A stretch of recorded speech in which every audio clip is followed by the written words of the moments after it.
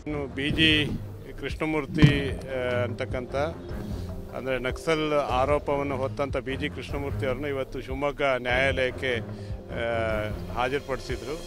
ಆಗುಂಬೆ ಠಾಣೆಯ 3 ಪ್ರಕರಣಗಳು, ಅದರಲ್ಲಿ ಒಂದು 2007ರ ಪ್ರಕರಣ, ಆನಂತರ ಇನ್ನೆರಡು 2009ರ 2 ಪ್ರಕರಣಗಳು.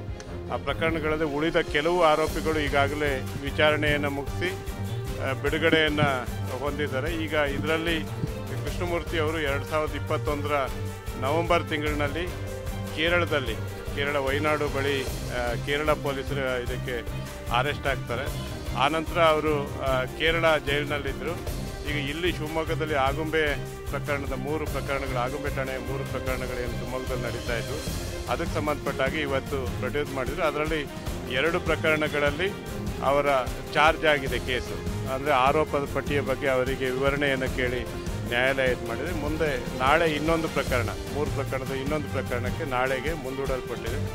ಈಗ ಈ ಪ್ರಕರಣಗಳಂದರೆ ಒಟ್ಟು 3 ಪ್ರಕರಣಗಳಲ್ಲಿ ಒಂದು ಆಗುಂಬೆಯ ಫಾರೆಸ್ಟ್ ಗೇಟನ್ನು ಬ್ಲಾಸ್ಟ್ ಮಾಡಿದ್ರು ಅಂತಕ್ಕಂಥ ಒಂದು ಆರೋಪ, ಇನ್ನೊಂದು ಬಸ್ಸು ಯಾವುದು ಬಿದಿರುಗೋಡ್ನಲ್ಲಿ ಅರುಣ್ ಕುಮಾರ್ ಅಂತಕ್ಕಂಥ ಮನೆಯಲ್ಲಿ ದರೋಡೆಯನ್ನು ಮಾಡಿದರು ಅಂತಕ್ಕಂಥದ್ದೊಂದು, ಇನ್ನೊಂದು ಹೊಸಗದ್ದೆ ಬಳಿ KSRTC ಬಸ್ಸನ್ನು ಸುಟ್ಟಿದ್ರು ಅಂತಕ್ಕಂಥ ಈ 3 ಪ್ರಕರಣಗಳಿಗೆ ಸಂಬಂಧಪಟ್ಟ ಹಾಗೆ ಶಿವಮೊಗ್ಗದಲ್ಲಿ ಆಗುಂಬೆ ಠಾಣೆಯಲ್ಲಿ ಪ್ರಕರಣ ದಾಖಲಾಗಿ ಕೇಸ್ಗಳು ಪೆಂಡಿಂಗ್ ಇದ್ದು, ಈ ಪ್ರಕರಣದಲ್ಲಿ ಅವರನ್ನು ಇವತ್ತು ಪ್ರೊಡ್ಯೂಸ್ ಮಾಡಿದ್ರು.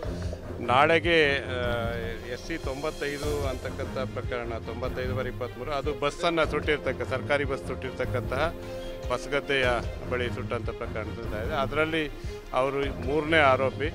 ಅದರಲ್ಲಿ ಮೊದಲನೇ ಆರೋಪಿ ಹೊಸಗದ್ದೆ ಪ್ರಭಾ ಅಂತಕ್ಕಂಥ, ಇವರು 3ನೇ ಆರೋಪಿ. ಇನ್ನುಳಿದ 2 ಪ್ರಕರಣಗಳಲ್ಲಿ ಇವರೇ 1ನೇ ಆರೋಪಿ ಕೃಷ್ಣಮೂರ್ತಿ ಅವರು. ನಾಳೆ ಮತ್ತೆ ಪ್ರೊಡ್ಯೂಸ್ ಮಾಡ್ತಾರೆ. ಇವತ್ತು ಶಿವಮೊಗ್ಗ ಇಲ್ಲಿಗೆ ಸೆಂಟ್ರಲ್ ಪ್ರಿಸನ್ನಿಗೆ ಅವರನ್ನು ಶಿವಮೊಗ್ಗಕ್ಕೆ ಫಸ್ಟ್ ಟೈಮ್ ಕರ್ಕೊಂಡು ಬಂದಿದ್ದು. ಹಿಂದೆ ಕೇರಳದಲ್ಲಿ ಅರೆಸ್ಟ್ ಆದ ನಂತರ ತೀರ್ಥಹಳ್ಳಿ, ಶೃಂಗೇರಿ ಮತ್ತು ಕೊಪ್ಪದ ಕೆಲವು ಪ್ರಕರಣಗಳಲ್ಲಿ ಅವರನ್ನು ಫಿಸಿಕಲ್ ಪ್ರೆಸೆನ್ಸನ್ನು ಮಾಡಿದ್ದಾರೆ. ಒಟ್ಟು 62 ಪ್ರಕರಣಗಳು ಇದೆ ಅವ್ರ ಮೇಲೆ. ಅಂದರೆ ಕೇರಳ ಕರ್ನಾಟಕ ಸೇರಿ ಅದರಲ್ಲಿ ಕೇರಳದಲ್ಲಿ 4 ಪ್ರಕರಣಗಳಿವೆ, ಅವು ವಿಚಾರಣೆಯಲ್ಲಿವೆ. ಹಾಗೆಯೇ ಬೆಂಗಳೂರು NI ಕೋರ್ಟ್ನಲ್ಲಿ ಒಟ್ಟು 18 ಪ್ರಕರಣಗಳಿವೆ.